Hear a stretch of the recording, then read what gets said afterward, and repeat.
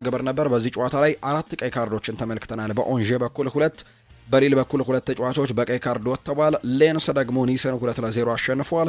ስትራስቡርግና ሎሪዮ ጨዋታቸውን 0-0 ሲያጠናቅቁ ሲጠበቅ የነበረው የማርሴና የሞናኮ ጨዋታ በኦሎምፒክ ደ ማርሴ በሮቤርቶ ዲ ዘርቢ ቡድን 1-0 አሸናፊነት ተጠናቋል። ብቸኛውን የማሸነፊያ ግብም ልማደኛው ሜሰን ግሪንውድ ነው። ትናንትናም ኳስና መረብን ለማርሴ ማገናኘት የቻለው በዚህም ማርሴ ጨዋታውን አሸንፎ መውጣት የቻለበትን አጋጣሚ ነው የተመለከትነው። በአጠቃላይ ትናንትና የተደረጉ የአውሮፓ ታላላቅ ሊግ መርሃ ግብሮች ደግሞ እነዚህን ነው የሚመስሉት። አሁን ደግሞ ክለቦችን የተመለከቱ ስፖርታዊ ጉዳዮችን እናንሳ። ማንቸስተር ዩናይትድን የተመለከቱ መረጃዎችን በማስቀደም ነው የምንጀምረው። ማንቸስተር ዩናይትድ ወሳኝ ተጫዋቹ ብሪያን ኤምቤሞ፣ አማድ ዲያሎ እና ኑሱር ማዝራዊ ለአፍሪካ ዋንጫ ውድድር እንደሚልክ የሚታወቅ ጉዳይ ነው።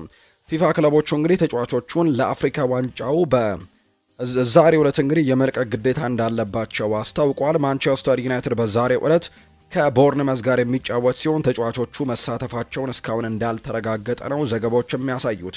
አሰልጣኝ ሩበን አሞሪም ከቀናት በፊትም የተጫዋቾቹን በጨዋታው ላይ መሳተፍ እስካሁን አላወቅኩም ሲሉ ጭምር ተናግረው እንደነበር ይታወሳል። እና እንግዲህ ፊፋ ባወጣው ሕግ መሰረት ተጫዋቾቹ ወደ አፍሪካ ዋንጫ ማምራት ያለባቸው በዛሬው ዕለት ነው። ዩናይትድ ደግሞ ዛሬ ነው ጨዋታውን የሚያደርገውና እነዚህ 3 ተጫዋቾች በዛሬው ጨዋታ ላይ ይሰለፋሉ ወይስ አይሰለፍም የሚለው ጉዳይ እስካሁን የተረጋገጠ ጉዳይ አይደለም። የስፔኑ ክለብ ሪያል ቤቲስም ጨዋታውን የሚያደርገው በተመሳሳይ በዛሬው ዕለት ነው። አፍሪካውያን ተጫዋቾችንም አይጠቀምም ተብሏል። በቡድኑ ያሉት ሞሮኮዊው ተጫዋች ሶፊያን አምራባትና ኢዛል ዙሊም በዛሬው ጨዋታ ላይ ለክለባቸው ግልጋሎት እንደማይሰጡ ነው የተረጋገጠው። በማንቸስተር ዩናይትድ በኩል ግን የብሪያን ኤምቤሞ፣ አማድ ዲያሎና ኑሱር ማዝራዊ በዛሬው ጨዋታ ላይ የመሰለፍና ያለመሰለፍ ጉዳይ ምንም የተረጋገጠ ነገር እንደሌለው ነው መረጃዎች እስካሁን ድረስ እየወጡ የሚገኙት። ምክንያቱም ፊፋ ባስቀመጠው ሕግ መሰረት ዛሬ ነው ወደ ክለቦቻቸው ማምራት እንዳለባቸው መረጃዎች የወጡት። እኔ እንደማስበው ማንቸስተር ዩናይትድ እንግዲህ ምርጡ የኋላ መስመር ተጫዋች ማታያስ ደሊት ነው ይላል ኒማንያ ቪዲች ሀሳቡን ሲናገር። እናም ወጥነትም ቁልፍ ነገር ይመስለኛል ሲል ይናገራል ኒማንያ ቪዲች። ለማንቸስተር ዩናይትድ መጫወት የምትፈልግ ከሆነ ከሳምንት ሳምንትም ምርጥ መሆን የግድ ይጠበቅብሃል ሲልም ጭምር ነው የተናገረው።